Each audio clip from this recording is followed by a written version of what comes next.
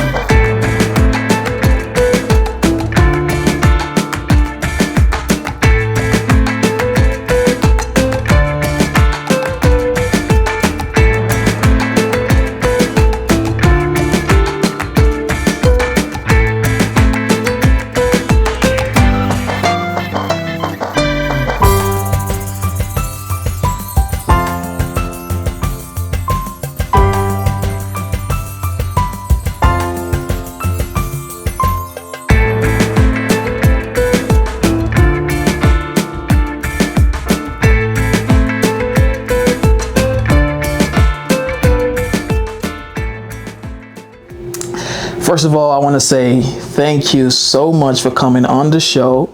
I've heard a lot about you. I'm excited to talk to you. And I know for a fact this is going to be a very interesting conversation.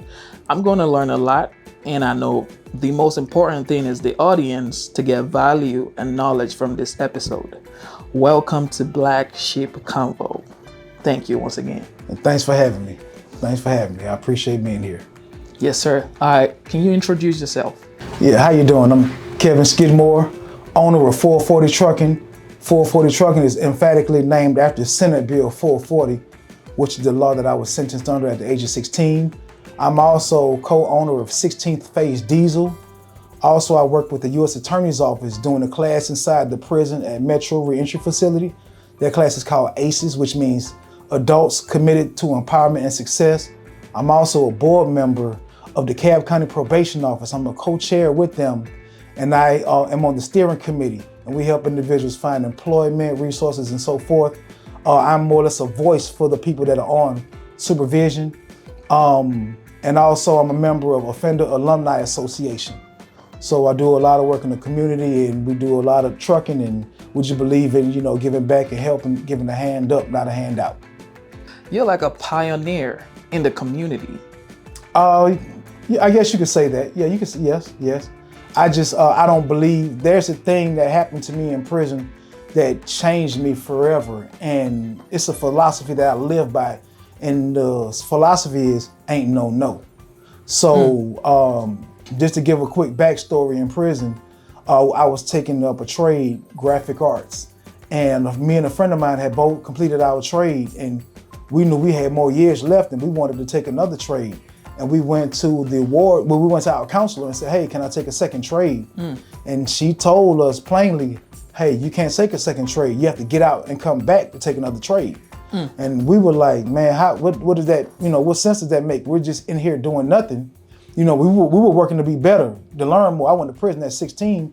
That's all the information I had, the information of a 16-year-old. So I was trying to learn as much as I can. And we challenged it from the counselor to the chief counselor all the way up to the deputy warden. And finally the deputy warden relented and he said, you know what, y'all could take a second trade.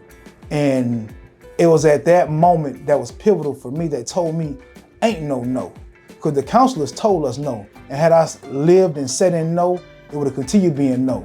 So I consider myself that barrier breaker, that if you tell me no, I'm gonna find a way to accomplish it. I just believe there is no.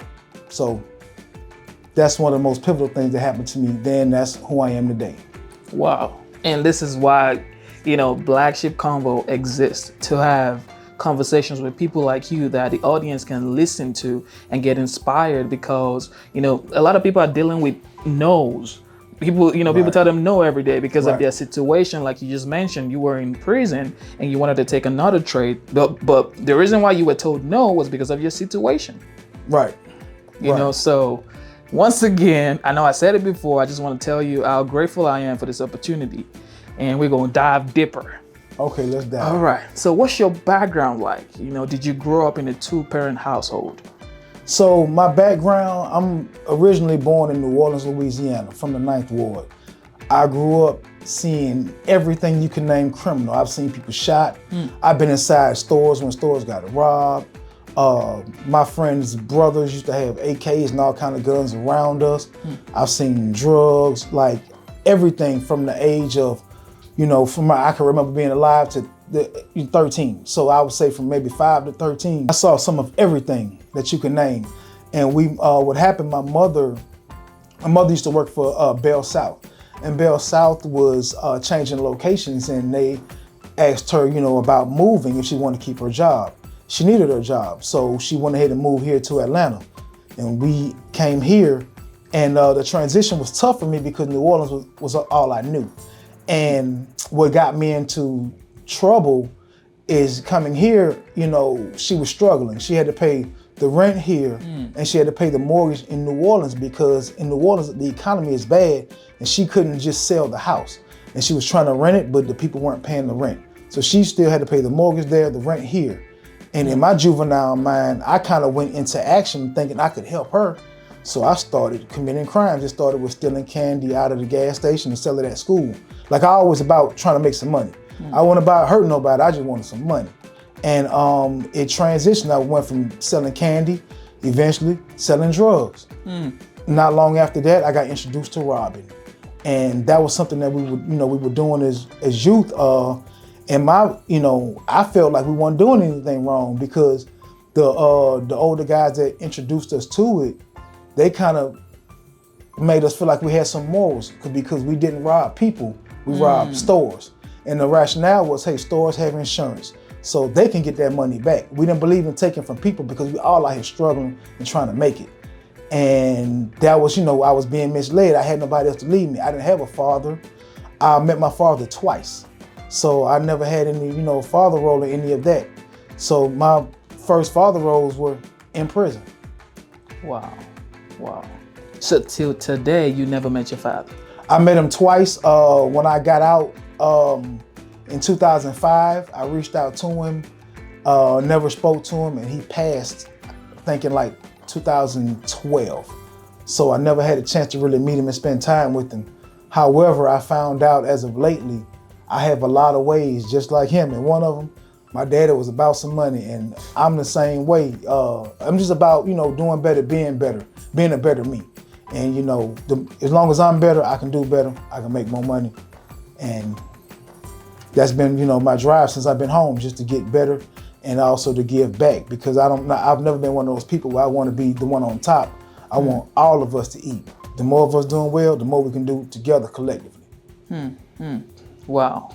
You made a point. You said, you were doing some wrong things. Well, mostly everything that you were doing was wrong. But you also said, you said something. You said you felt like you weren't doing wrong because the stores kind of had insurance. And the people, the older generation before you, made it feel like it's okay because they got insurance. They did. I mean, because the rationale was, you're not taking from individual people. You're just taking from the company, the business. So they got insurance. They get robbed, they lose money, they do an insurance claim. That's how we were taught, and that's what we were doing. So we almost felt justified in doing what we were doing, because we felt like we weren't hurting nobody or taking from nobody. In actuality, we were. We didn't realize the trauma that we inflicted upon people. When you put that gun in somebody's face, it changes them. And we didn't realize the emotional damage we were doing.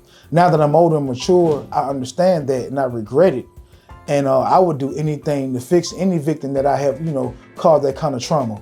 Because again, they didn't lose any money themselves, the business did, but they've been traumatized by a gun being in their face and not knowing what's gonna happen. Wow. Thank you so much for, opening up and telling that story. All right, let's move forward. What's your educational background like? Did you go to college?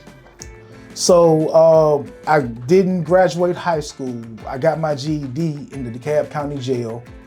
In prison, I took up 2 trades, and I just became a voracious reader. I just read until my eyes bled. I just read and read and read and learned as much as I could. When I was released, I went to technical school for criminal justice, because I wanted to understand the other side of the law. Because the things they didn't make sense to me, why they behave this way. And once I took up criminal justice, I saw it a whole different way. Now I understand why the other side of the law reacts the way they do.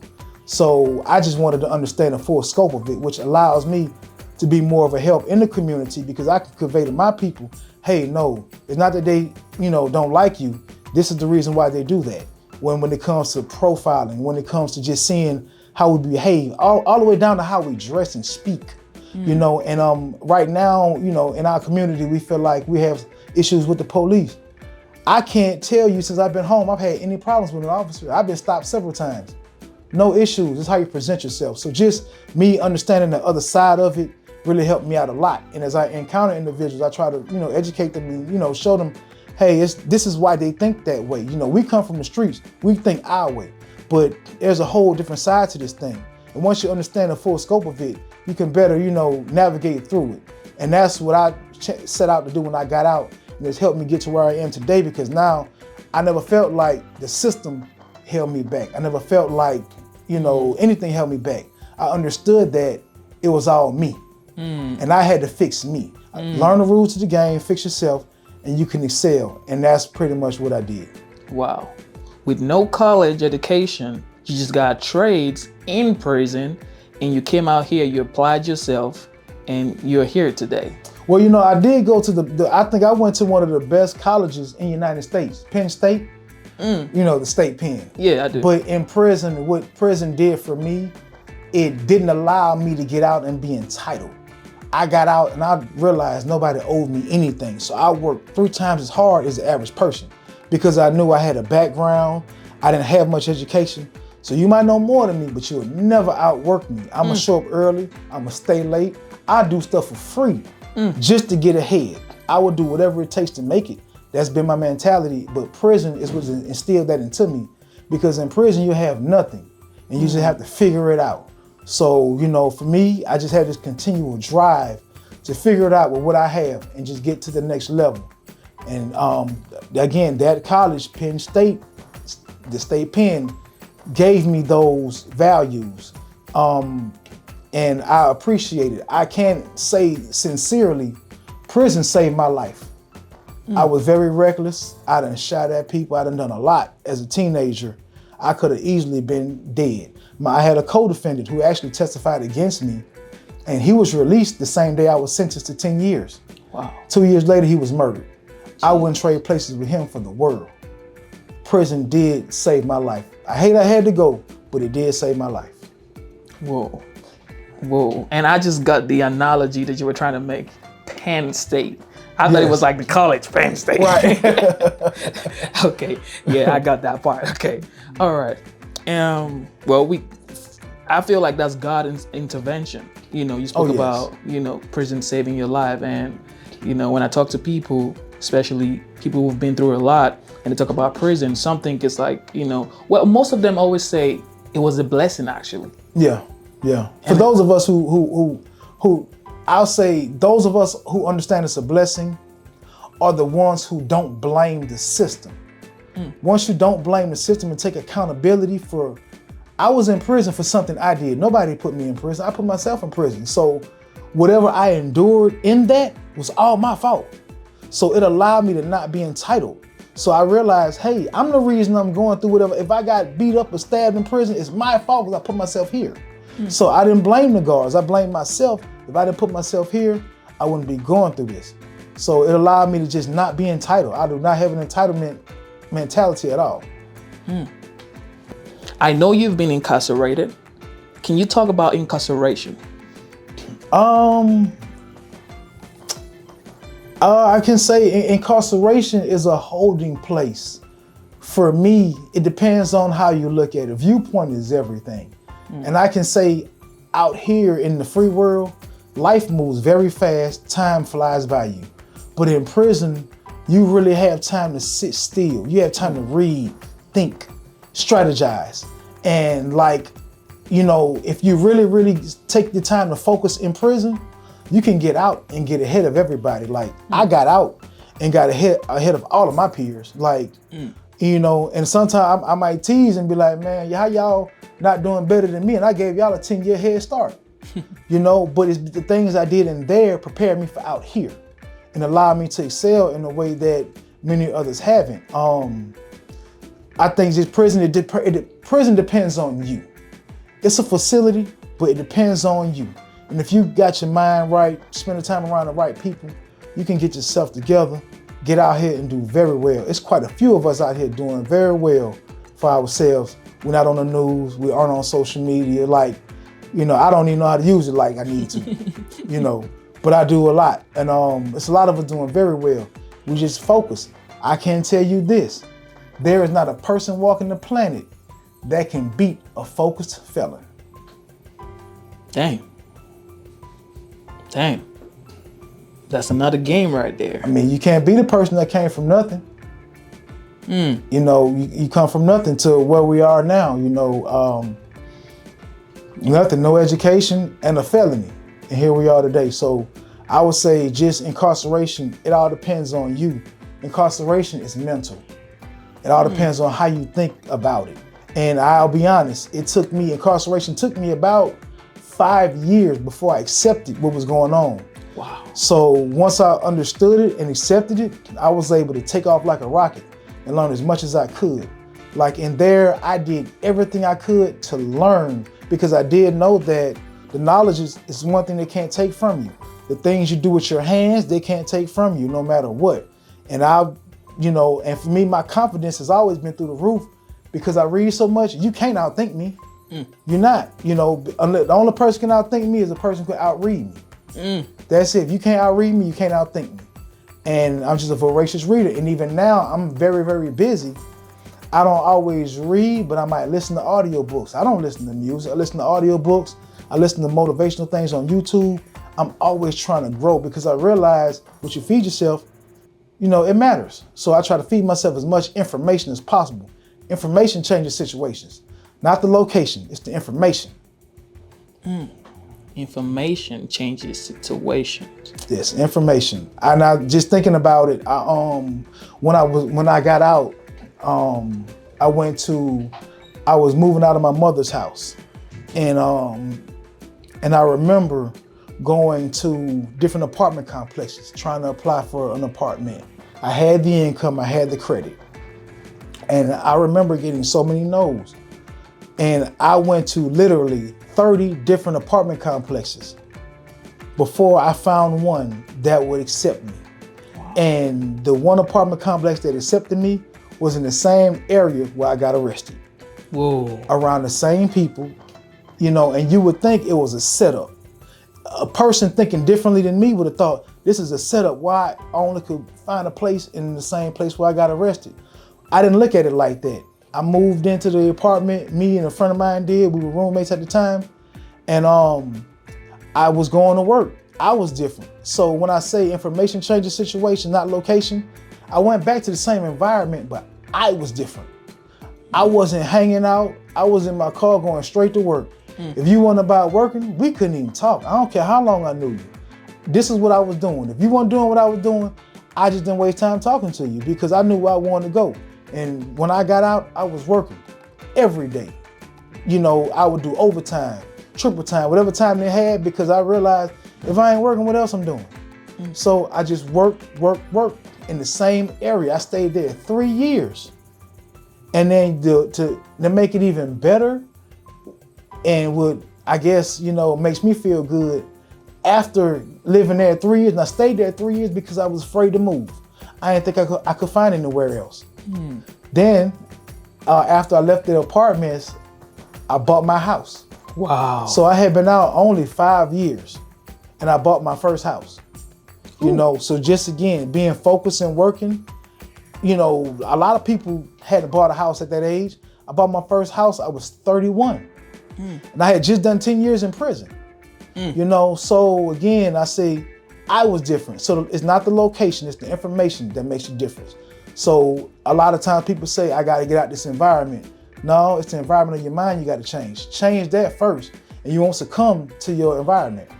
That's the most important thing, changing how you think. Damn. Whoa, that's a whole lot of game right there. Now you mentioned you were in prison for 10 years. What happened? Why were you in prison for 10 years? What were you incarcerated for? So I was sentenced under Senate Bill 440. Senate Bill 440 was a juvenile crime bill that passed in 1994. This is during the time of Bill Clinton and also Joe Biden.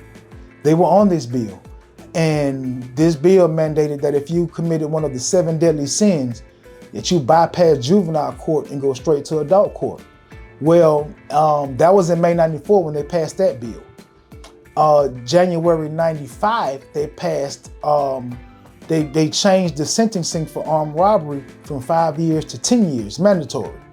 I was arrested in April 1995, and I was sentenced under Senate Bill 4. I was arrested under Senate Bill 440.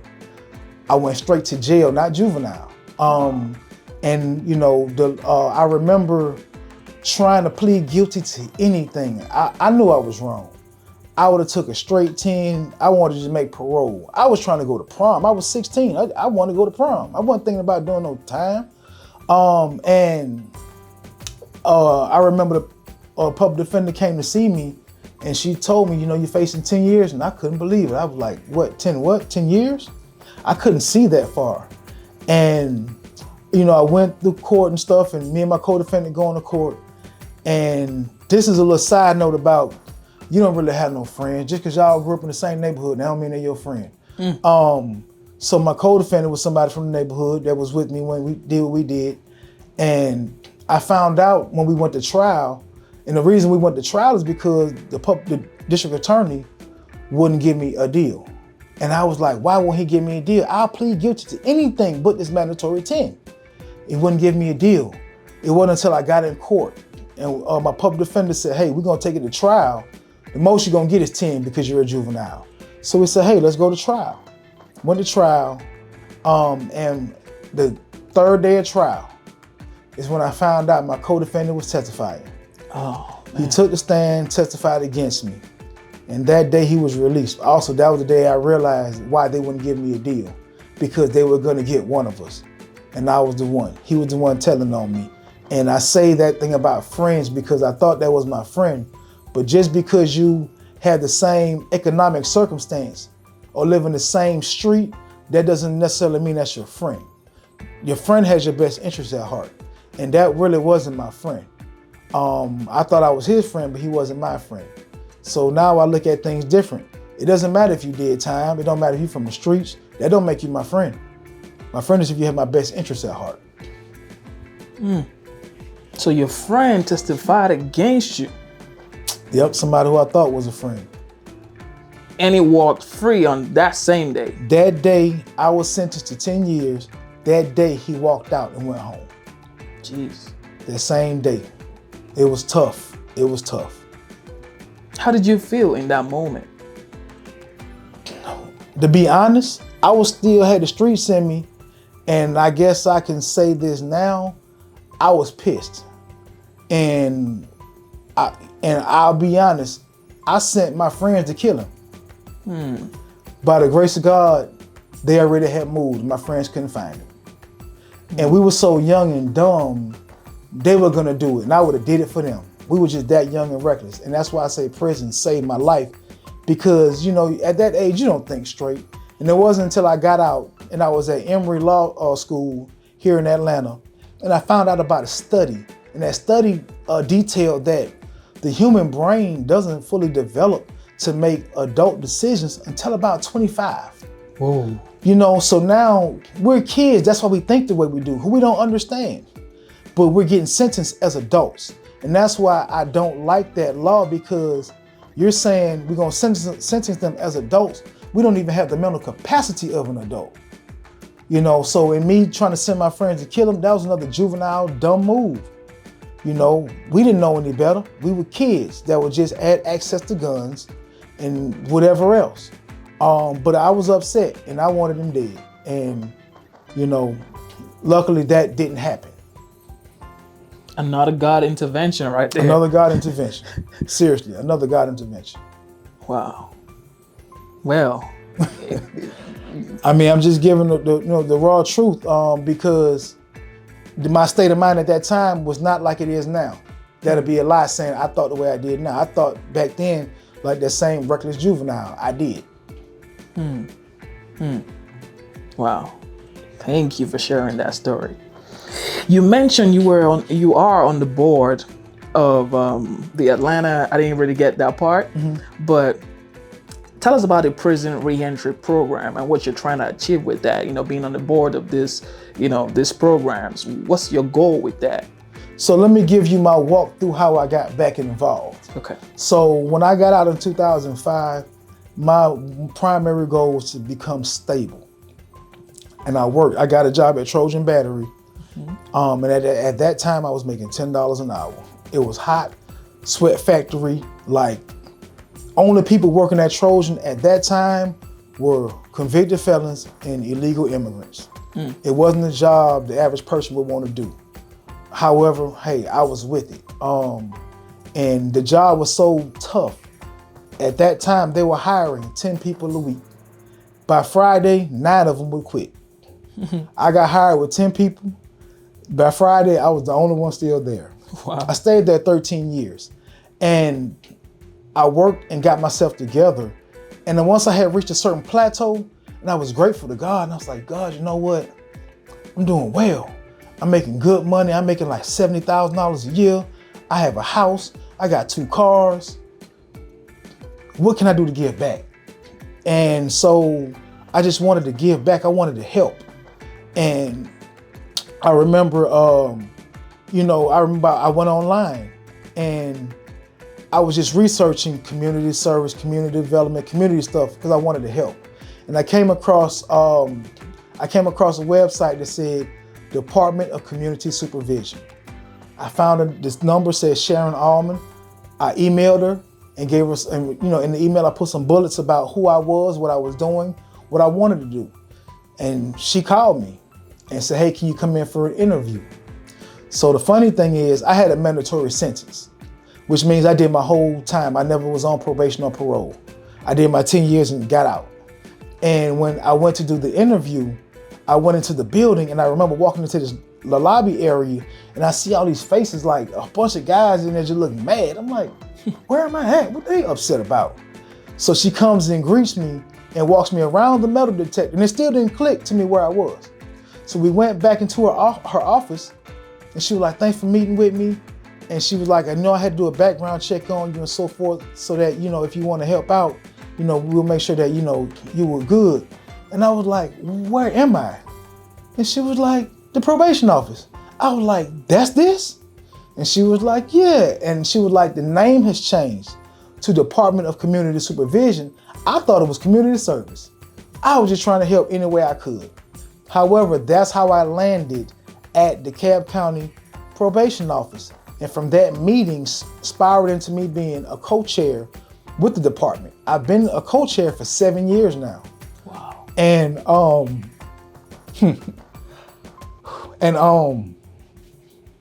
I enjoy doing it because a lot of us who come out of the system don't have a voice.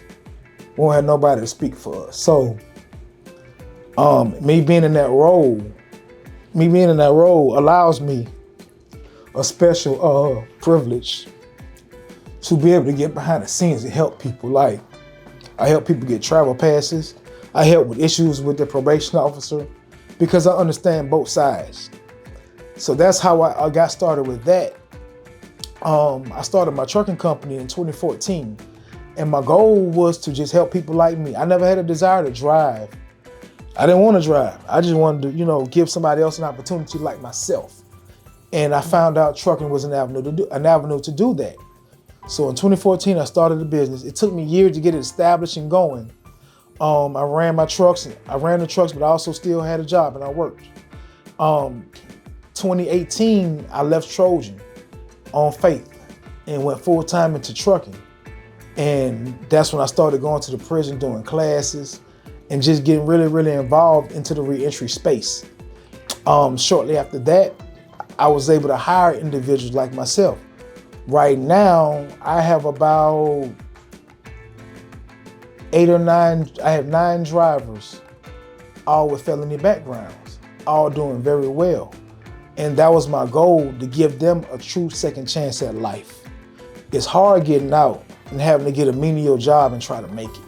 You already You know, you're already getting out up in age, you know, however long you've been in, you're an adult, and then you got to go make teenager money. It does something to your self-esteem, to your morale, to all of that. And my goal was just to put people in a position to not have to think about committing another crime. I'm emotional about it because I live this every day. And it's, you know, it wasn't easy for me.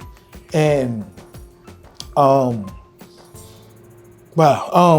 so my goal in the reentry space where I'm in is merely provide opportunity and like be a beacon of hope.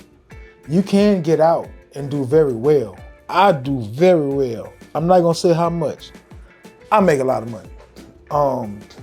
And you know, that came from hard work and dedication, but also giving back. And I just want people like myself to get out and do well. My vision is for if all of us are doing well, we can all help each other. To give an example, I'm doing trucking. We have the diesel repair shop where we're sitting in right now. I have some people that work on these trucks that were in prison. We give them a real second chance at life. I also have with the U.S. Attorney's Office, and with the U.S. Attorney's Office, we also go to the prison and do a class. And when the guys get out and graduate the class, we take them straight to a job from the prison gate. So everything about me is just about giving back and just showing that you can make it. And the reason why I named my company 440 Trucking, I spell it out. And it's spelled F-O-U-R-T-Y, trucking. And I spelled 40 the wrong way. 40 is supposed to be spelled F-O-R-T-Y. However, I put a U in it because I put the U in it because it's my daily reminder, and for anybody else that I encounter, that you make the difference in how your life turns out, nobody else. So I don't blame external circumstances, I blame nothing. If I don't make it, I ain't work hard enough. So yeah, what else you asking me? I kind of got a little emotional again. Again, I want to say thank you, you know, for sharing these stories. I know, you know, it reminds you of a lot of stuff that you've been through, and I could tell that you are passionate about helping people, you know, and really, if a lot of people that are doing well that have been in prison can, you know, replicate what you're doing, there may be less black men in prison or going back to prison. Yeah, I mean, I believe in, you know, the reason about I enjoy going into the prison, and sometimes I have to laugh at it and be like, wow, like I really have ID to go inside the prison. The same place where I was incarcerated and couldn't leave, I actively go in with ID. And for me, the fulfillment is they can see somebody who wore the same uniform as them that's out doing very well. So it's not nobody on TV, no celebrity, none of that. It's an everyday person just like them. And I feel like that beacon of hope that, hey, if I can do it, you can do it. We coming from the same circumstances, same situation. I come from ground zero, prison, no degree, no education, none of that. You know, and to get to where I am today, if I can, you can too. And I share the blueprint. I have the blueprint how to do it. One of them, show up early, stay late. Like I hear people all the time get out and be like, man, this job don't pay enough. And I get it. A lot of times the jobs don't pay enough. But I always quickly remind them, prison didn't pay you a dime. Anything beat a zero. I worked at McDonald's when I was in the transitional center. I've worked for peanuts, I have. I just understood that I would try to find better and continue to do better. I never stopped. And my success has always just been in never stopping, never accepting no. And I just, want to be that encouragement, like, man, we all can do it. And the example I was gonna give earlier is like, I know a guy, Michael Biggs, that got out, he does carpet cleaning. I do trucking. Another friend of mine does HVAC work. We have a whole community of talent. And we pool our resources together, we're unstoppable. And that's my goal, to see us just do something like that. And again, to show the youth, man, you ain't gotta get no money out of the streets. Man, you can get, man, these trucks are legal bricks. Like my boy Brewster say, they legal bricks.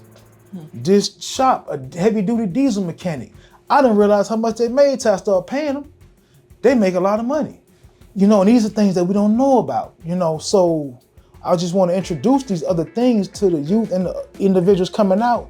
You ain't gotta sell drugs and rob nobody to be a rapper, actor, or athlete. There's so much money out here to get, and it's a fulfillment you have when you work for it, and can't nobody take it from you. And I just, like I said, want to be that beacon of hope, that barrier breaker. Like, man, ain't no. Like, literally, like, right now, I legally carry a gun.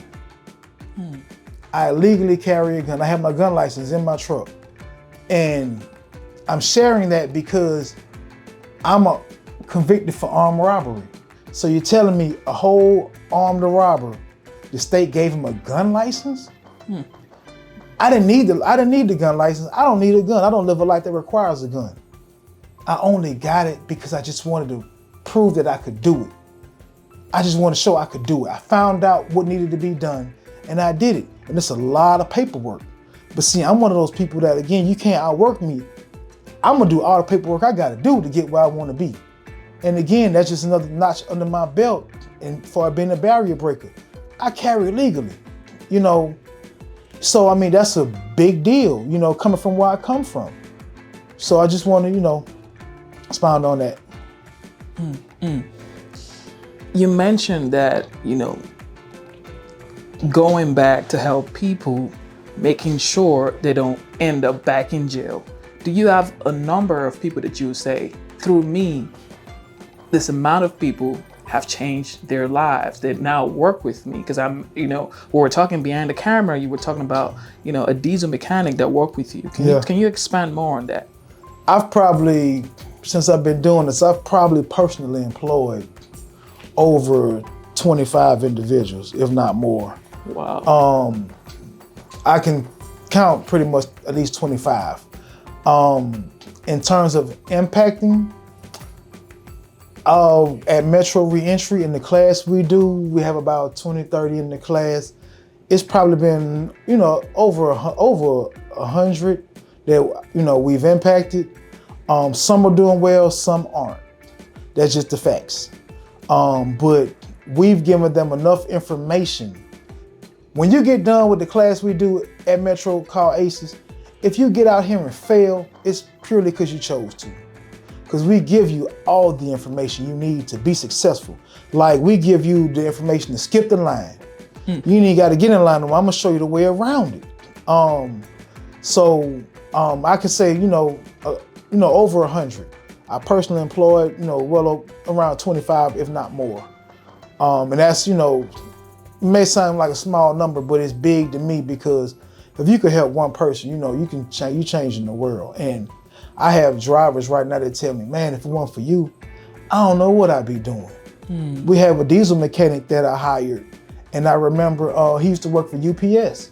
He was a diesel mechanic, got in some trouble, went to prison, did 11 years. He got out, and he couldn't get a job in diesel mechanics because they would run his background and deny him. So he was working at a tortilla factory, making tortilla chips. And Sharon from the probation office called me. She said, hey, I got a guy that got some experience. I know you have that shop. Do you need a mechanic? Yeah, bring him out. I'll interview him. I interviewed him. He's still with us today. And, you know, I'm trying not to get emotional about it, but his life has been changed. His confidence in himself has been restored. His self-esteem has been regained. You know, he doesn't feel like a loser anymore. He's in here back working on trucks, you know. And that's why we do what we do, because, man, you know, your self-esteem is a big deal. And everybody don't have it in them to grind like I do. And I understand that. So if I could put you in a position just to be better and do better, I hope, I just want to be able to change your life. And all I ask anybody, help somebody else. If we all help each other, man, we can't fail. Man, I could hear the passion in your voice that you don't just do this for the accolades. You do this because you've walked in this man's shoes. You know how it feels to have low self-esteem when, can you imagine a man working at the UPS, earning that kind of money, and then after coming back from jail, making tortilla. Right. It's gonna kill your self-esteem. You're gonna feel like total BS. Yeah, you know? you do. Yeah, you do. And that's why we do what we do. My drivers make good money. The mechanics make good money. We're gonna start a welding program. They're gonna make decent money. Everything I do is just about giving back. And again, it's not about the money, but also for those, for people who like, I realized, because I studied a lot of millionaires, and one thing I found out, you don't chase the money. Create value. Money follow value. When you create value, the money gonna come. So for me, it was about creating value. Value in giving these guys a job. Value in creating a company where, and I'll be honest, trucking is a very tough business. It's extremely tough. And I found stability in hiring people like me, because now I don't have drivers quitting on me. I don't have drivers abandoning my trucks.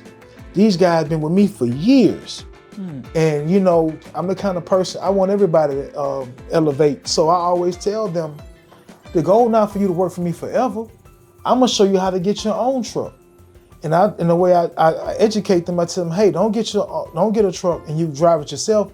And that's the one thing we fail at. Most of us want to, I'm gonna get my own truck, drive my own truck, I can make twice as much money. No, sir, that's not how that works. You get a truck, you stay in my truck, and you get a truck, I'll show you how to get it the right way. You put another driver in it. Now you got 2 incomes. Now you can start to scale. You save your money, go buy another truck. Now if you want to get in your own truck, fine. But now you keep more than 1 income. As long as you got more than 1 income coming in, you never look back in life. But those, want to get their own truck and drive their own truck, that truck break down, your income stops. So I teach my guys, hey, this is how you get in and stay in and don't fail. Now, to be honest, I offer that to all of them. I haven't had one that got a truck yet, because they see what I spend in maintenance. And they say they don't want it. But however, I always offer that. And that's what I believe in. I'm gonna show you whatever I know. And a friend of mine, Curtis, brought me into the business. He gave me his whole playbook. And his only request was, all I ask you to help somebody else. And that's all it's ever been. And all to those who want to be entrepreneurs, I will say this. I've had several businesses. I had a stripper magazine I was doing. That didn't work because I was in business with the wrong people. I did medical transportation. That went kaput. Uber and Lyft put it out of business. They lowered the rates, came in, and that was done. I even did club promoter. That didn't work either. I didn't do my research. I thought promoters just work on the weekend. That's wrong. They work 7 days a week. I didn't find success in business until I spent time around the right people. And the person I spent my time around was already in the business. He already had the life that I wanted to live. So I just learned from him. I sat at his feet and learned. The best way to be successful as an entrepreneur is to get with somebody who can show you, not no internet stuff, not no social media, none of them training books. I ain't hating on them, but I'm just saying it's a lot that gets left out. You find somebody who can mentor you, I guarantee you never look back. He was my mentor in this business, and we've never looked back. Everybody who I've encountered who followed the playbook, they haven't looked back. So again, if you're an entrepreneur, an aspiring entrepreneur, don't think you can do it on your own. There's a saying that I live by. It says, if you want to go fast, go alone. You want to go far, take some people with you. So don't try to do it alone. Don't feel like you know everything. Learn from everybody. But also, don't waste time with people who ain't talking about nothing. We ain't got time to do that. So for me, if you're talking about nothing, I don't have time to talk to you. Everything I talk about is valuable because I have things that I want to do. So aspiring entrepreneurs, whether you're coming from incarceration or not, get with somebody who is actively doing it and spend time with them. I promise you'll never look back. That's the true recipe to being successful. Now, talking about business and entrepreneurship, what's the toughest decision you had to make to get to this level in your entrepreneurial journey? Man.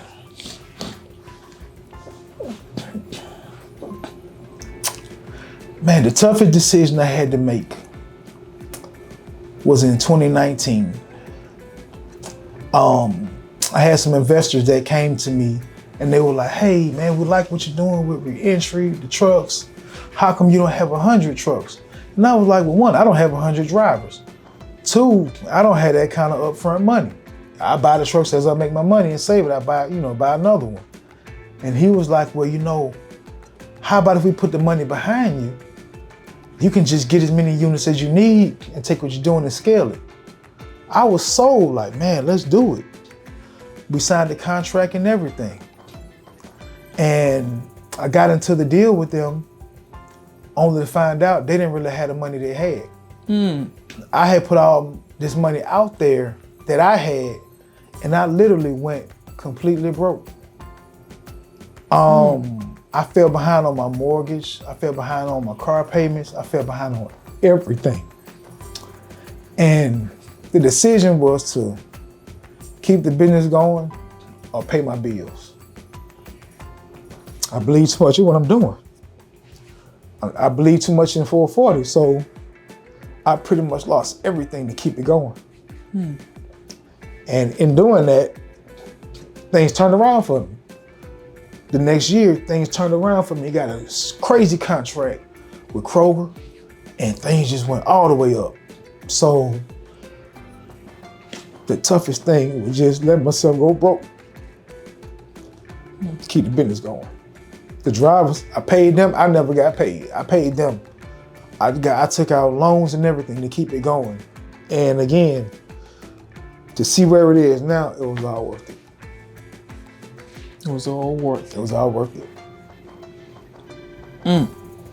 So would your advice to entrepreneurs be, it's okay to lose everything? If you're an entrepreneur, you can make mistakes, just like the mistake you made thinking they had the funds, but at the end of the day, they didn't have it. So you ended up losing everything. What would your advice be for aspiring entrepreneur or entrepreneurs that are currently in that situation that just lost everything? Well, my advice would be, don't start the business for money. Start it because you believe in it. If I started 440 trucking for money, I would have quit. I'd have paid my bills and just been done with it. I'd shut it down. But I believed in it. When you believe in something, you're gonna put something different into it. You'll put the work into it that it needs. So my advice again, don't do it for money. The money's gonna come as long as you prevent some kind of value. Don't do it for money. You're doing it for money. Again, when it gets tough, you're gonna quit. And sometimes businesses, they don't always start out well. You gotta be able to get through the storm. I would say, and what makes, money doesn't make you great. It's what's inside of you. Because, you have people who come from money and can go broke and they'll kill themselves. But people like me who come from nothing, I'm gonna get it again because I know how to get it again. And that's the difference. Coming from the streets, true hustlers, we know how to get it again. And that's where true greatness lies, in knowing how to get it again. So I encourage you, don't do it for money. Do it because you believe in what you're doing and harness that hustling inside of you to keep going. Just keep going. Like, I've never seen a person who showed up every day lose. I've never seen it. How I got the job at Trojan, and I forgot to mention that. I called Trojan one day, hey, y'all hiring? The lady said no. For the next month, I called every other day. Hey, y'all hiring? She kept saying no. My mentality, eventually somebody gonna get fired or quit. I called so much, she knew my voice. Wow. And I called, she was like, this Kevin? I said, yes, ma'am. Just come tomorrow at 8:45. I was there. And that's how I got the job there, from being persistent. I've never seen a person who keeps showing up lose, ever. Kind of like, jokingly, like, what I'm saying, people who could be some of the best fighters, you might have had the best skills, but you ain't got that oomph inside of you. You can't beat the worst fighter because you ain't got that oomph inside of you. You gotta have that, like my boy said, you gotta have that dog in you to go get it, that I'm gonna make it. I'm gonna do whatever it takes to make it. And that's what makes you great, what's inside of you. You got that inside of you, you can make the money and you can do what you got to do. But also, there's a thing called I call like fulfillment. Like making money is great, but are you fulfilled? For me, helping people like myself gives me a sense of fulfillment that money can never give. So for me, it's a double win. I get fulfillment for what I'm doing, and I can make some money, and they make some money for themselves. So we all winning. And I look at it like I'm doing a community service, because these guys that work for me, now they pay taxes. So it's a community service. Also, these guys are employed. This is my way of keeping them from kicking your door in. Because we're going to do what we got to do to survive. So if you won't give me a job, if I can't make it, what else I'm going to do? Go back to what I know. So for me, this is a community service. I'm keeping these guys out the streets. They come to me, we get them employed, they're making their money. Right now, I have a guy I recently hired, I want to highlight. And his name is Kentrell. And his brother is in prison in Florida. His brother called here to the shop. Hey man, I got my brother, man, he needs a job. He just got to see that he needs a job. And I'm really, really busy. And I don't always get a chance to return calls. But I'll say this, in being persistent, his brother kept calling. I finally got in touch with his brother. His brother came up here and interviewed him for a driving job. And I was trying to find out, how come you hadn't been working? And he was saying he hadn't been working because right now he has an open case. He goes to court in August. So when you have an open case, nobody wants to hire you. They see your background, you got an open case, nobody wants to give you a job. I brought him in and gave him a job. So right now, this is something I hate, because I feel like it's a setup. The man has to go to court in August, but he can't work until he go to court. That's a setup. He works for me right now. He's on the load right now. You know, so, I mean, I enjoy what I'm doing, because if it wasn't for what I'm doing, he probably wouldn't have a job. If it wasn't for his brother calling, he wouldn't have met me. You know, so, man, for me, it's just about helping. And again, he's an example of how I'm able to keep him out of the streets and give him a job while he waits to go to court. When he go to court, we don't know what's going to happen. Well, we think they're going to throw it out or whatever, but nevertheless, you know, give him a chance now so he don't have to commit a crime. And it's crazy, because if he can't get a job, what else he going to do to make money until he go to court? How you going to pay a lawyer? You know? So again, I appreciate what I'm doing. I'm grateful and I'm humble, and I just thank God. Thank God. You know, you were talking previously, you spoke about your friend introducing you to, you know, the trucking industry. How did you really get into the trucking industry? Can you elaborate on that part? I can. So to go back to what I was saying about having that dog in you, I was a line operator. I was a line operator at Trojan, and a position came up for team lead. Team lead is like a mini supervisor. You work under the supervisor. So the supervisor sits in the office, the team lead runs the shift. And they posted a position on the board. The supervisor on that shift was something else. Nobody wanted to work for him. We're talking a company with 300 employees, not one person applied, but me. I applied for it because my mentality is, I don't care. I'm trying to go up. So this gonna pay me more money, I wanna do it. So I applied for the job, I got it. Nobody else wanted to do it. And once I got into management with him, now I'm in the office around different people. So I'm not there with the line operators anymore, now I'm inside with the managers. And a friend of mine who does trucking is another team lead.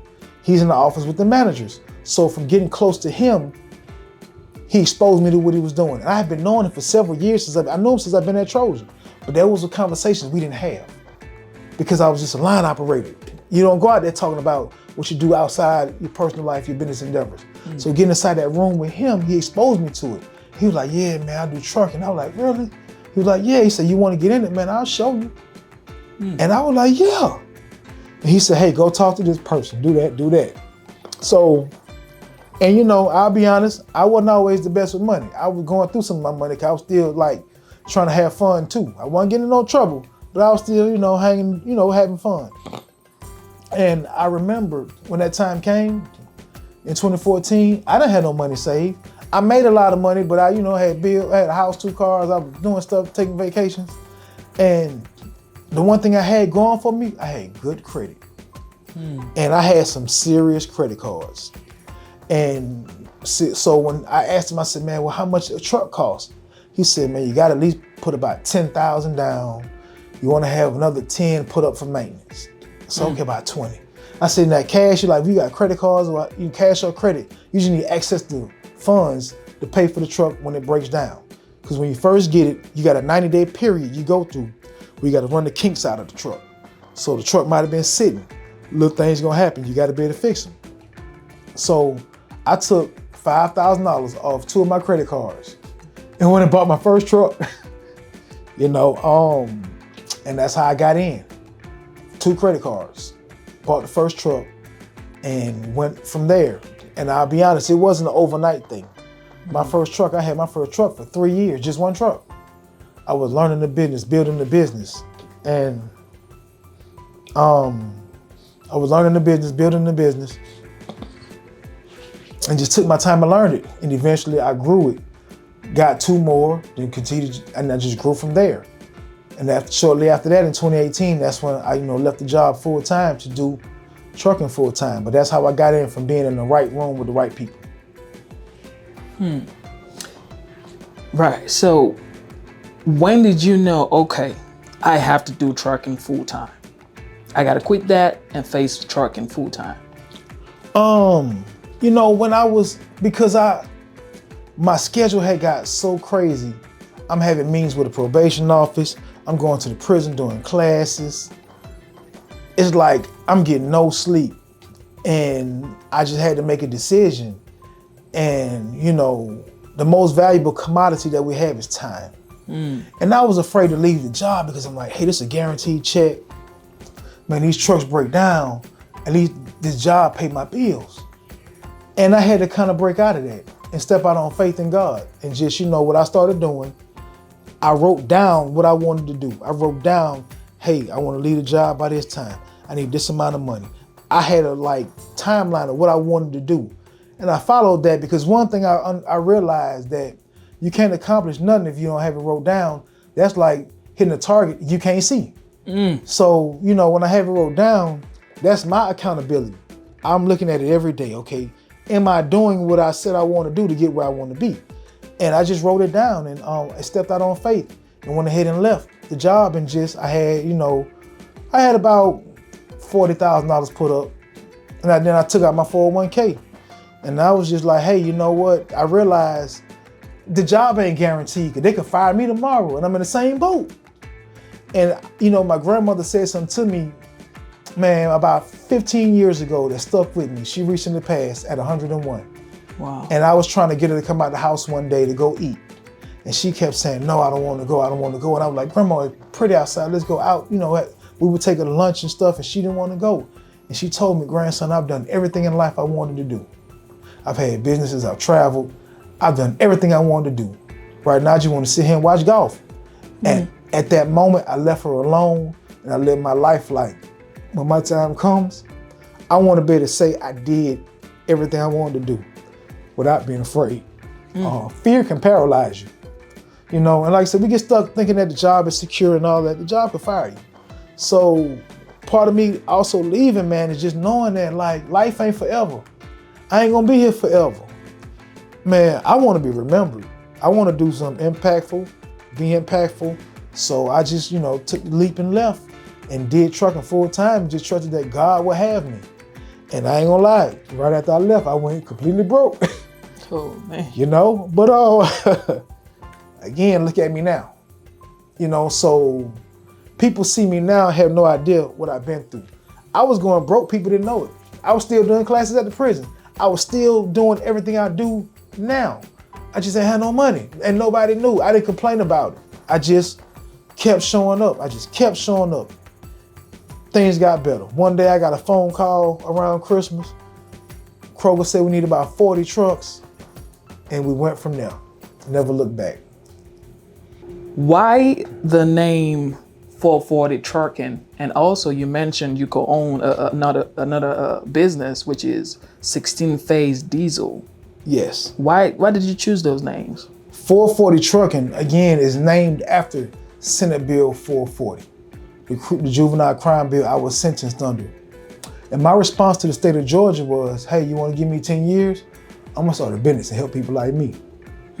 So I named it 440 Trucking. A 16th phase diesel was named that because it commemorates the age 16.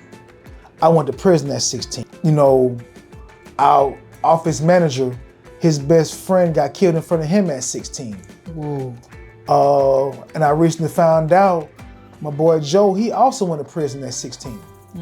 And I realized that 16 was a very pivotal point in all of our lives, in many people's lives. So, you know, at 16, with the things that happened to us, our lives could have went a whole different direction, but it didn't. And 16th phase diesel is more or less saying, hey, we're overcoming the overachieve. Yeah, we had these things happen at 16, but it's not going to define me. And, you know, a lot of people have a lot of things happen at 16, but we named it 16th phase diesel to show people just because you went through that, the story don't have to stop right there. You know, just keep going. So it's just about, you know, the age 16 and just not allowing it to, you know, hold you back. And our slogan is overcoming to overachieve. Like, we're not just trying to just achieve, we want to overachieve. Like, I don't want to make it. I want to like do very well. I don't want to just, you know, I don't want to just survive. I want to thrive. So, you know, and again, I realized the goal you set for yourself is the one you get, you know? So we set the bar really high, and let's go get it. Whatever it is, let's go get it and let's do it. And just, you know, never look back. So that's why it's named 16th phase diesel. That's why the trucking company is 440 Trucking. Mainly for those two reasons. And again, we just believe in giving back. And also 16th phase diesel is gonna house the welding program that we do. Again, it's all about just giving back. So your name, the name of your companies really means a lot to you because they are attached to your experience in life. You know, a company name is everything. And, you know, I learned that, you know, people don't always invest in the business, but they invest in the story. They invest in what it's about. So, you know, I take my time and consider the name so that when people ask, it's impactful, you know. So I didn't want to just pick a random name, just such and such diesel repair. Like, I wanted to be impactful. So when you ask me, I can tell you it's because it is, you know. So, so a lot of times we'll have customers come in here and they ask, why y'all name the shop 16 phase diesel? And we tell them. And next thing you know, they want to buy a shirt, buy a sweater. We have sweaters and shirts that we sell. They want to, you know, be involved. So everything that we do is just about not just surviving, but thriving, overcoming to overachieve. We don't want to just make it. We want to just do well and really live life on that next level. Like, I'm proud to say, and this is a side note, I'm in front of you right now. I went to prison at 16, you know, and everything could have went the opposite way. Man, I have a passport.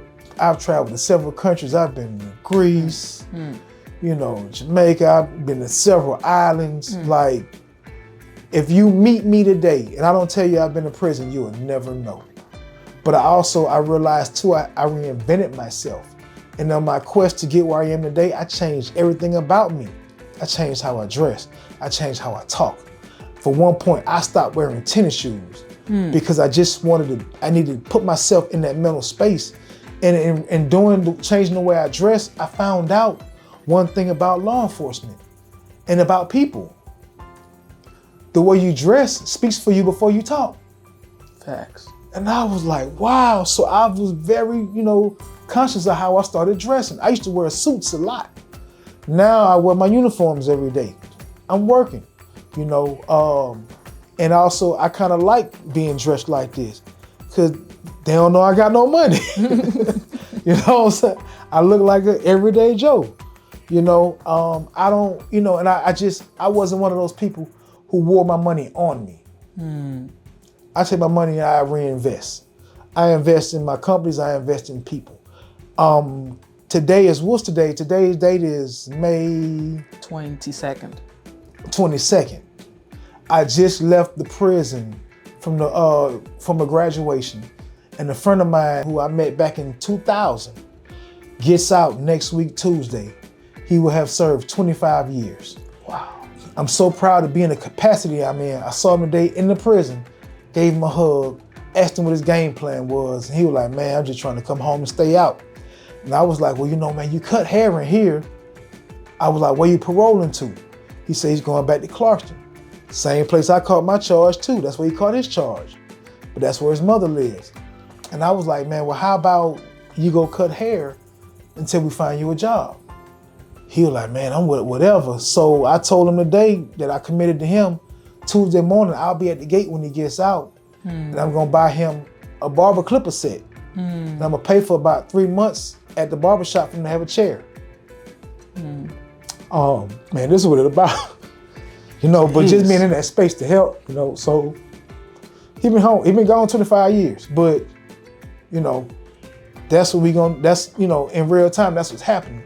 And what makes the system so messed up, they're gonna release him after 25 years with nothing. With nothing. That's why we got to help each other, because we all we got. If I wasn't here to help him, I don't know who would better help him. His mother working and struggling, she can't help him. You know what I'm saying? So it's, man, our duty to get out, do well so we can help.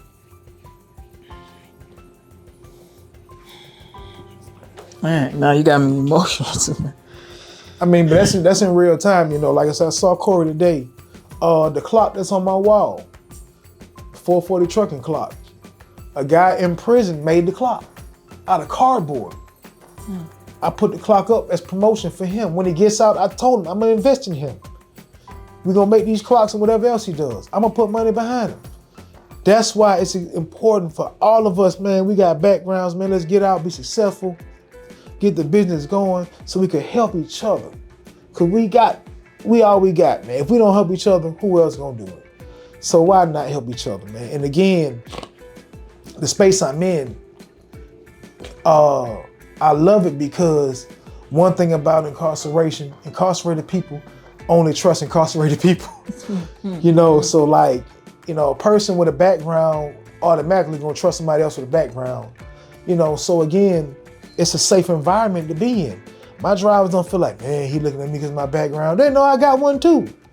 You know, and we all doing well.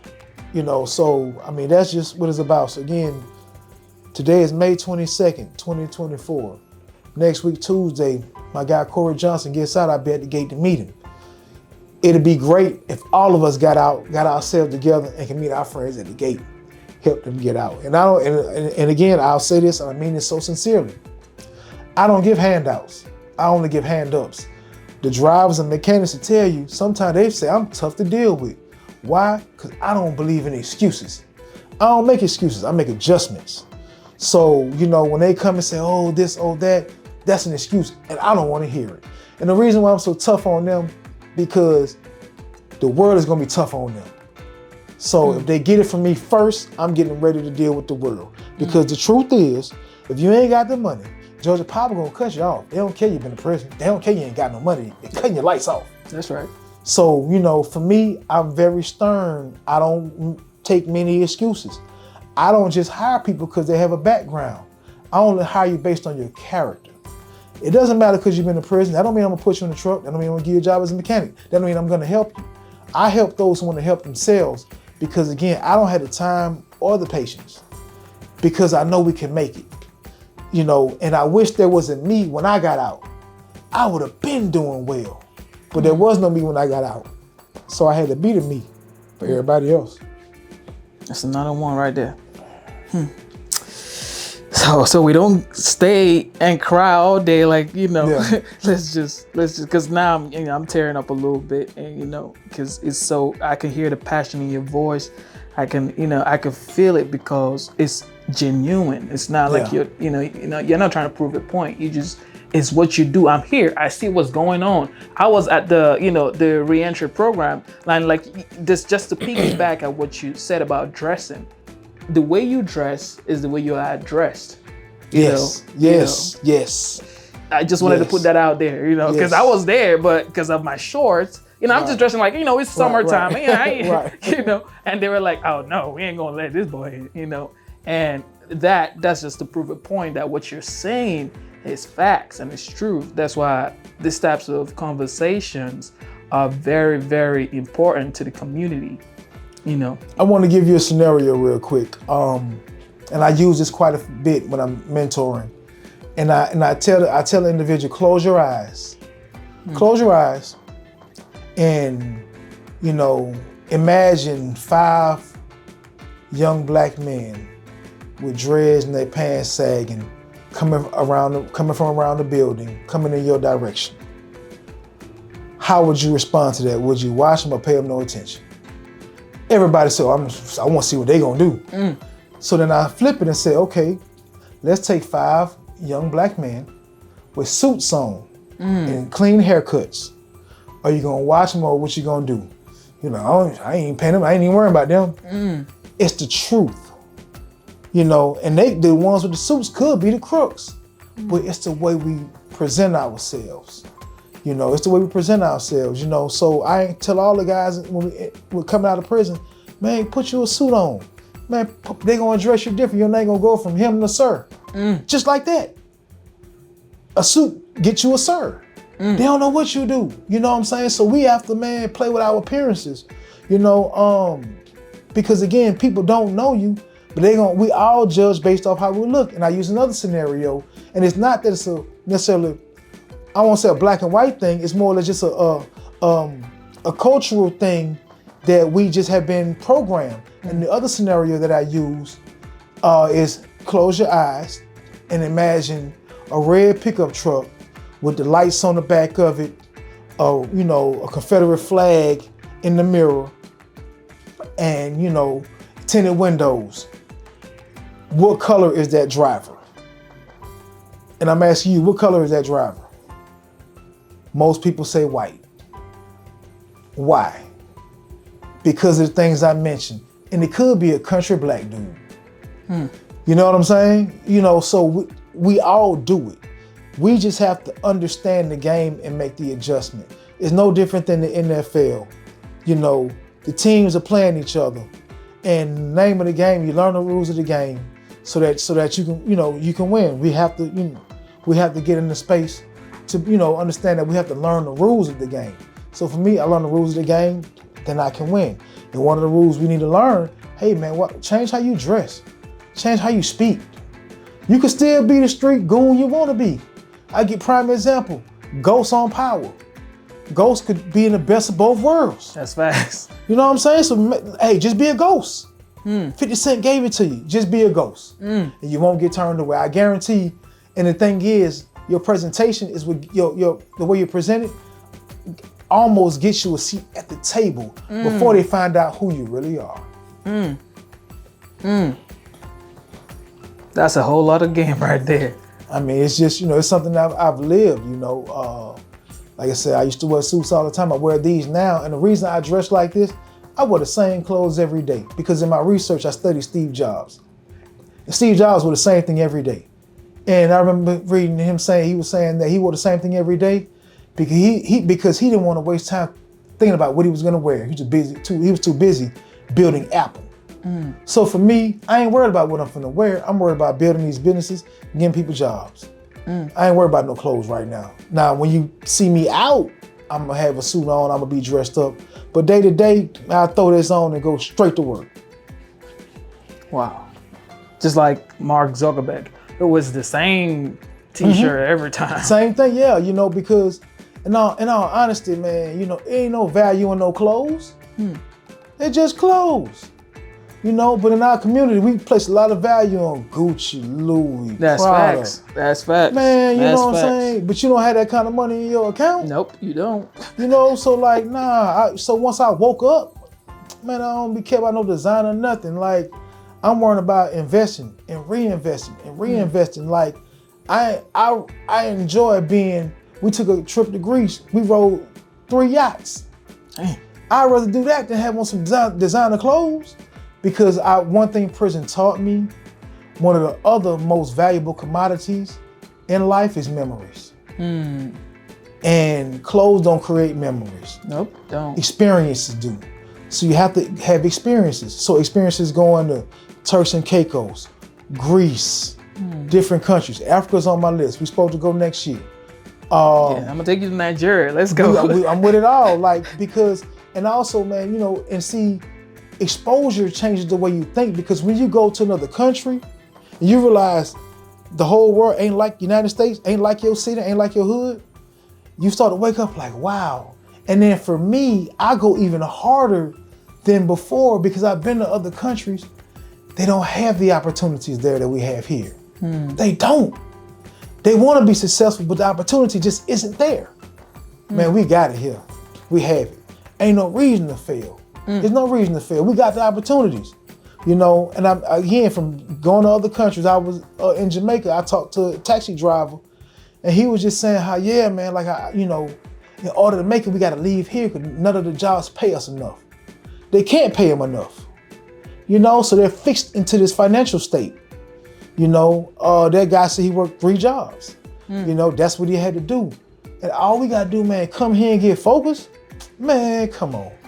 That's all we gotta do, focus. I know a guy right now named Ike, and I'll introduce, he's from Nigeria. Ike told me he walked through like 3 countries, and I'm like, walked? He's like, yeah, man, it took me days and weeks, months. I'm like, you walk? He said, I walked. I met him at Trojan Battery. And he told me his story. He said, man, I'm just here for a little while. He said, I'm gonna work 2-3 years, save my money, and open up a tire shop. Today he has a tire shop, K1 Tires. I watched him do this from nothing. So same thing, Ike came from nothing. He was very, very focused. When I met Ike, because I had to ask him, man, you work more overtime than me. He said, man, I got somewhere I'm going.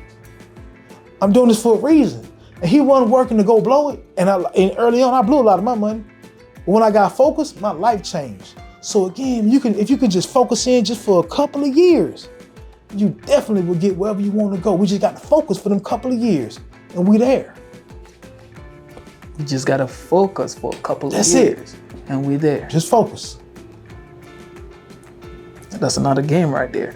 I'm gonna go back to trucking, right? What's the most challenging aspect of owning and operating a trucking business? I do know you don't drive your trucks. Right.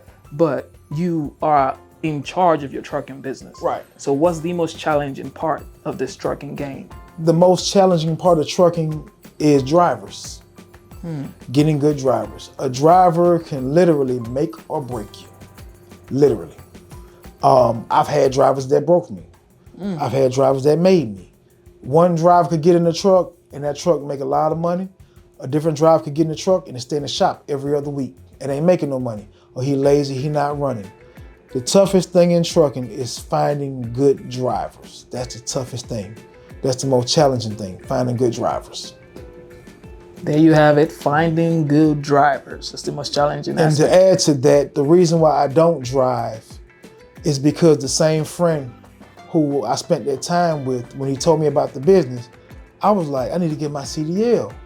And he was like, nah, man, don't get your CDL. And I'm like, that don't make sense. Like, why would I have a business? I don't know how to operate. And he's so cool and poised in how he say stuff. He was like, Skid, does the owner of Trojan Battery know how to make a battery? I was like, nah. He said, the president of the company cannot make a battery. He can't come in here and make these batteries. He got to run the business. He said, don't focus so much on the operations, run the business. You pay the people to run the operations. You pay the drivers to do their job and you just manage the drivers. And I was like, you sure? He like, yeah. He said, also, the reason why you don't need to get your CDL is because if you have your truck and that truck is set 90 days and you ain't found no driver, you're going to drive it yourself. And I got my first truck and it's set probably 60 days with no driver. And I wanted to drive it myself. But in driving it yourself, you never get a chance to scale because you can't grow a business while you're in it.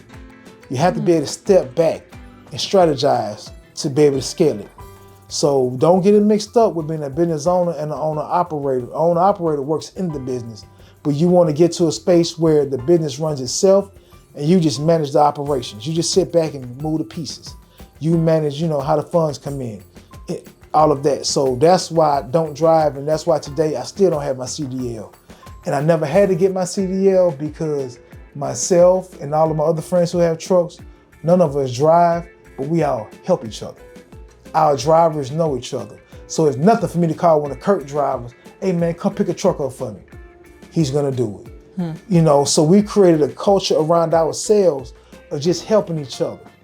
All of us drivers help each other, we owners help each other, and we've been able to sustain and make it, But again, helping each other help keep us in business.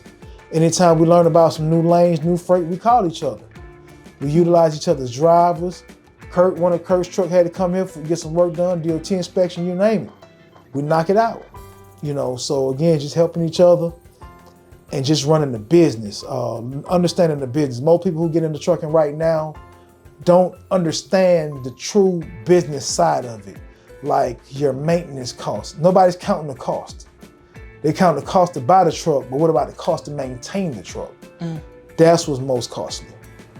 And that way you guys come together, you bounce ideas off each other, any new thing going on in the industry, in the space, before like a lame like me that don't know nothing about a truck would know. So I would say just what you just explained now, what I got from it is stay and operate around people who are doing exactly what you're doing. And that's something I just wanted to, chip in there. But also, you want to find quality relationships. So everybody that has a truck ain't the right person to be around. So I don't want to, mistake that. You want to be around quality people who share the same values that you share. And so I'm, particular about who I spend my time around. And as far as the trucking business, it has to be people who have the same qualities that I have. If we don't have the same qualities, I don't really want to work with them. None of us are money hungry. We realize there's enough money out here for all of us. We just believe in helping, staying in business and just continue to give chances. But again, I can't say enough. Your network determines your net worth. So you want to look at the people who your network, who you're dealing with, people that are, able to be impactful. And also, just a little free game I'm gonna give you all. Make your friends before you need them. You need insurance on your truck, and you might meet somebody who's into insurance. Befriend them. You make your friends before you need them, because if you make your friend after you need them, they're gonna know you need them for that. I don't mean to sound disgenuine, but you want to make your friends before you need them, because if you already know me and ask for a favor, I'm more inclined to do it than you just meet me and ask for a favor. So be strategic. Make your friends before you need them. Dang, that's a whole lot of game right there. Make your friends before you need them. All right, let's go. Okay, can you, because I know you're like a mogul in the trucking industry, can you tell us the slow and fast season in the trucking game? It depends on the freight you're running. So like when I was running Kroger freight, the slow season for everybody else would be the early part of the year. It's busy for us. Or when COVID happened, we were really busy because we pulling groceries. So it depends on what you're pulling. If you're pulling building supplies, it may slow down in the winter when the weather is different. You're pulling produce, it slows down, when the weather changes. It all depends on what you're pulling when it slows down. Because I've been in what I thought would have been a normal slow season with Kroger. That wasn't a slow season, but when I was with a different company, that same season was slow. So it all depends on what kind of freight you're running. But the one thing you want to do in trucking is you want to play chess, and you always want to know what's my next move, because the freight I'm running right now may end. So I always know where you're gonna go next. So like when the Kroger contract ended, I know I'm gonna go over here, I'm gonna go over here. I already made the relationships I needed before it came to a close. So always be looking for freight, always be looking for freight, and be just willing to get out there and make those relationships, you know, and that's what's gonna definitely keep you afloat. Always be looking for that relationship and always have, you know, the next goal in your mind. You know, just because if you think about it, if you interview any millionaire, they got a solid network of people. You know, so some of us had that mentality, I'm gonna do it on my own. I don't need nobody. That's the biggest lie you can ever tell yourself. We all need people. And again, the difference between me making it and the next person making it, a lot of times is who you know. Who you know. It's who you know. Just like you mentioned before, you said your network determines your net worth. Yes, it does. It does. What's a ballpark income for an entrepreneur with one truck and an employed driver? So I gotta be completely honest because I like to give the truth. No fluff, but the truth. One truck, one driver, honestly, you can make no money for the whole year, depending on your driver. With a decent driver, you can probably make about, I'ma say 50, 60,000, right? And again, you're gonna hear people say a higher number than that. My number is a different number because I have a different strategy to come into the business. I will never tell anyone getting into the business new to go and get your operating authority. No, do not do that first. That's an easy way to go broke. So, but I will tell you how to get in and make money a lot faster without assuming so much risk so you can actually scale. With the authority, you do make more money, but you assume a lot more risk. And if you don't have the right driver, you will be broke very soon. So I'll say with a good driver, the way I would suggest do it, about 50,000 a year. Is that gross or net? That's net. That's net. That's take home. That's actually good. That's take home. For one truck? Yeah, for one. Wow. Y'all don't hurt. Look, this game going on here. Okay, so what's the fastest way to make money in the trucking game? The fastest way to make money in the trucking game is one, to buy the truck the right way. You have to, I would say, go through a CDFI. You don't know what it is, y'all. Follow me, you'll find out. Reach out to me. I have to tell you personally. But the fastest way to make money, you want to buy the truck the right way. A lot of people jump into trucking, ain't got their credit together, ain't got their money together, and you're happy to have a truck, but now you got a high truck note. That's another recipe to put you out of business very fast. So you buy the truck the right way with a decent note. And also next, you lease it on to a larger company. Don't get your own authority. Go lease it on to a larger company like CRST, Veltri, ARL. Lease your truck on and there's a bunch of large companies out here. JB Hunt, just lease it on to one of those larger companies. And what happens is now you're under their operating authority. Do you make less money than people with the authority? Yes, you do. But however, my structure for success is not about a lot of money, it's about consistent money. So I never did it to make a lot. I wanted consistent money because as long as my money is consistent, I can count what I'm gonna do. So trucking can be up and down when you have your authority, but so with the larger companies, when you're leased on, all the safety stuff goes through them. The driver has to get approved by them, so they're doing all the checks on the driver. They already have loads. So you go with this company and your truck is automatically running loads now. You don't have to worry about dispatching. They got dispatchers. You pretty much just buy the truck, set it and forget it. Just manage your driver, that's all you're doing. That's the fastest way to make money, by leasing on to a larger company. Don't lease on to your homeboy who got 2-3 trucks, not him. It's cool he got them, but he's not structured enough.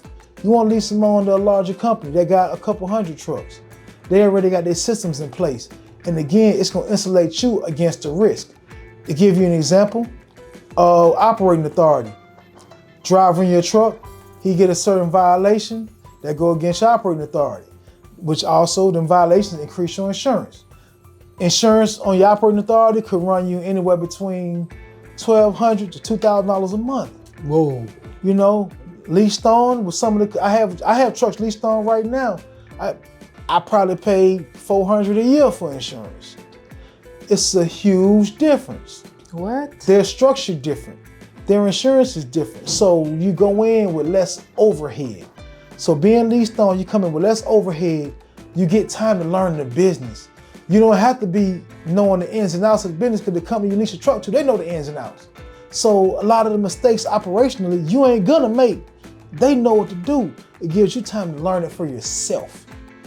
Now, once you learn the business for yourself, if the IRP, all of 2290, once you learn all these things and you got you a good driver and your money is right, because you gotta have your money right. Because one thing about trucking is very lucrative, but money is like gambling. And we all know, for those gamblers out there, the main person who went at the gambling table, the one who got the most money, because they can stay in the game. Facts. That's how trucking is. So you go get your authority, you need to have you some money put up to stay in the game, because it's expensive starting out. It'll make the money, but you can't, allow yourself to be financially strained trying to keep it going. So again, your money not right and so forth, lease it on a larger company. They gonna assume all the risk. They do all the paperwork. They do everything. They got the work already. I'll give you another example that they don't tell you. When you get your operating authority and it's new, for the first 6 months, nobody want to give you loads. Why? The brokers don't trust you because your authority is new. They don't know how you're gonna perform. I'm not putting my load on your truck. I don't know what you can do. So you have to get loads from TQL, C.H. Robinson. C.H. Robinson, we call them, C.H. stand for cheap and heavy. TQL, they give you the cheap loads. So now you struggle that first 6 months. Your driver might quit because you ain't making enough money to pay him. I've seen this day in, day out.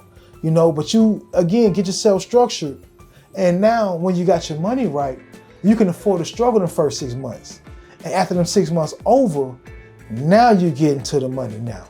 Now your driver ain't got to consider quitting because now his pay straight. You might take a loss starting out, and that's fine. It's going to come back, but you got to have your structure in place, the money to stay in the game and keep it going. So again, lease the truck on first. That's the fastest way to make money. Run your money up. I don't even like having operating authorities. I don't care to dispatch my trucks. I'd rather let them dispatch. I be wanting to do other stuff. And again, when I say do other stuff, how I look at life, if my trucks are leased on here, that's an income. Now I'm over here doing this and re-entry with this grant, that's an income.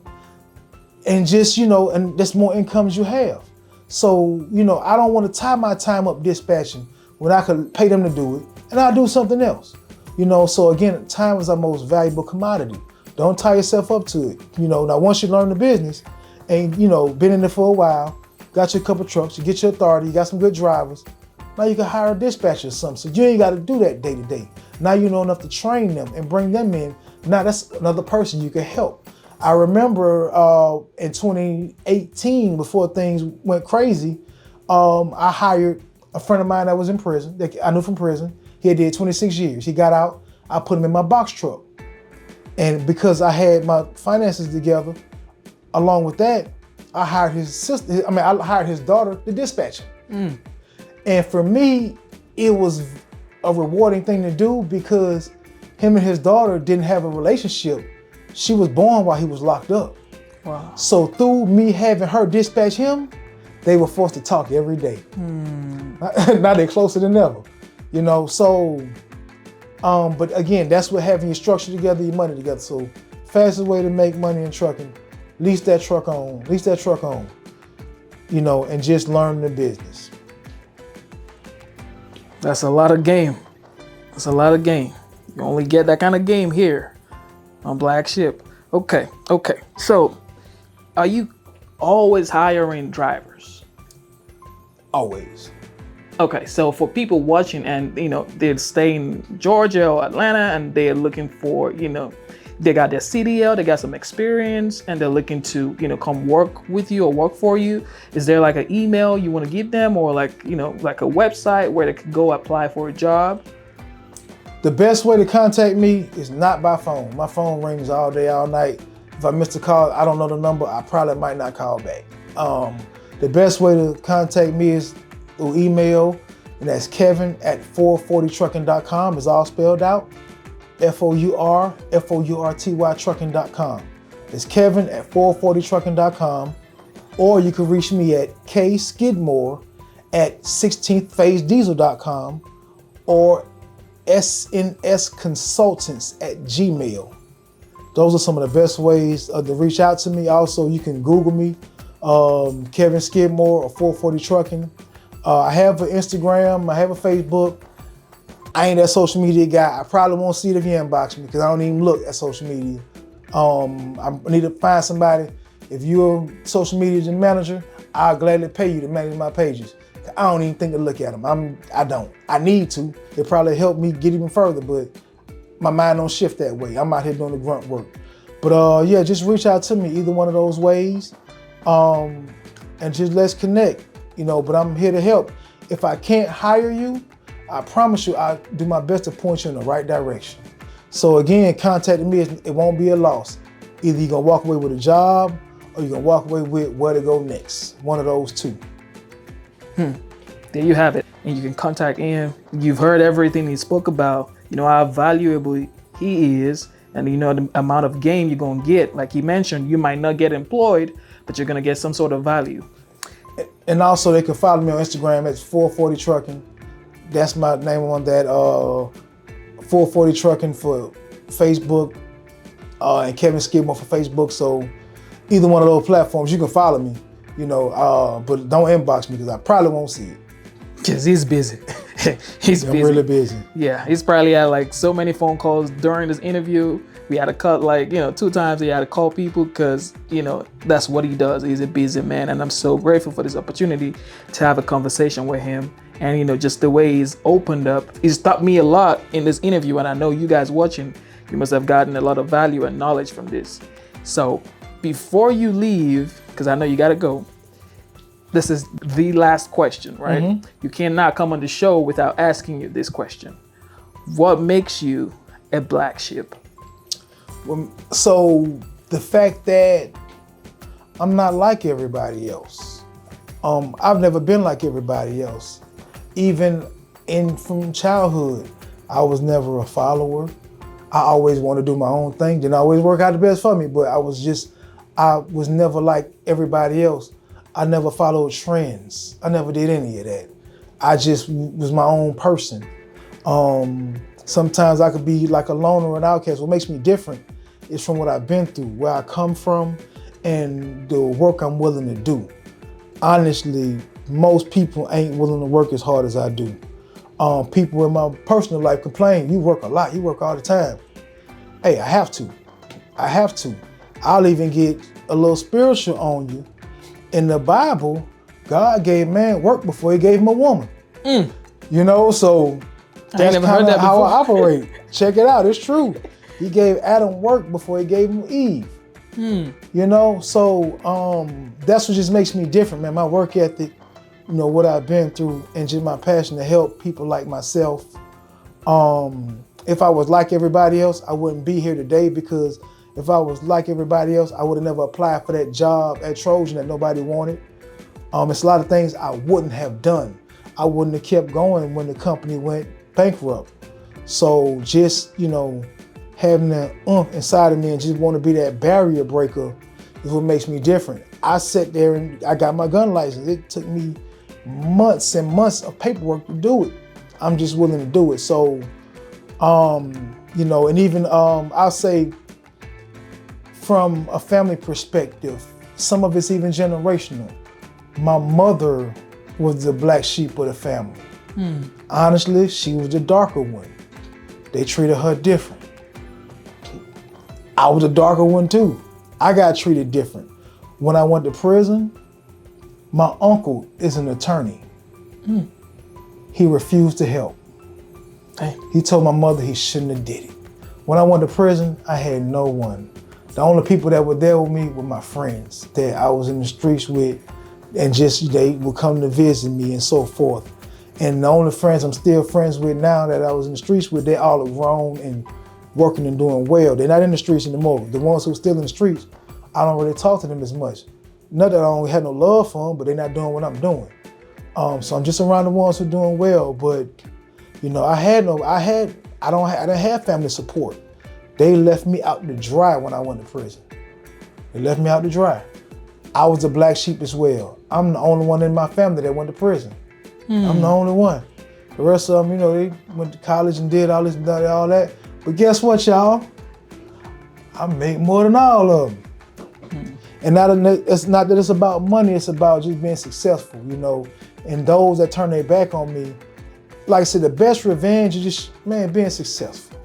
You ain't even got to flaunt it or none of that. When they see it, like, no, and this is something personal, I'm gonna share it on the camera.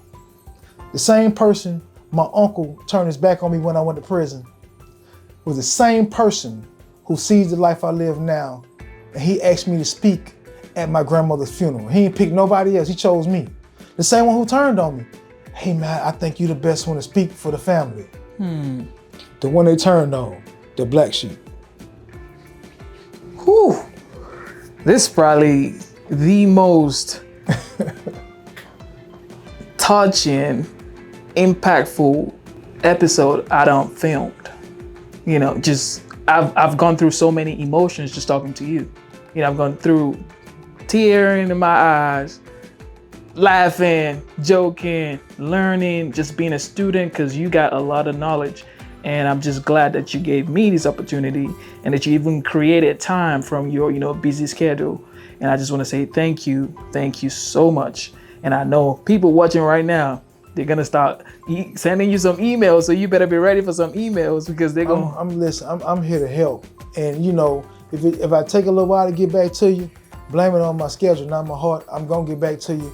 I'm here to help. That's what I'm here for. God didn't take me through prison for me. I went through that for guys like me. You know, so it wasn't for me. So this is for you all. So I'm here to help. However I can help, that's how I'll help. So yeah, I mean, reach out to me. You know, I don't believe in reinventing the wheel. If you're doing something great in re-entry, man, let's collaborate. I want to take this thing all the way up. I'm gonna say it vocally, because I haven't done it yet, but I hadn't had the time. I want to do like an annual picnic. All the felons out in the state, man, come together. Man, let's broadcast what we doing out here. Businesses doing well. Just let broadcast it. You know, I got it from my same roommate who I had when I got the apartment in the same neighborhood where I got arrested. I just want to highlight him real quick. He, in prison, he learned how to do HVAC work. He works on air conditioners, furnaces, all that. When he got out, he worked for HUD. And HUD hired him. He was there for 2 years. I forgot what happened, but some company policy changed and they background checked the whole company. And they saw that he had a background and they let him go. Now they knew he had a background when they hired him, but when they did the background check, they let him go. And after they let him go, he never went back to work for them. He just started doing it on his own. He just never gave up. Today, he makes a ton of money. He doesn't advertise. He has like Lamborghini customers. You know, Lamborghini, they don't have ads on TV because their customers don't watch TV.